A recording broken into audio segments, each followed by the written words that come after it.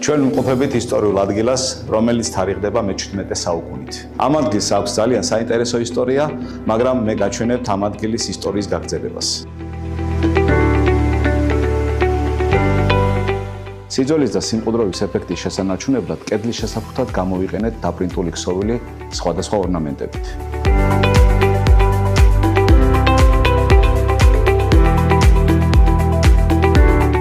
ამავე სივრცეში ბრაო დიზაინის ჯგუფმა გავაკეთეთ ბარი, რომელიც ჰარმონიაშია არსებულ სივრცესთან.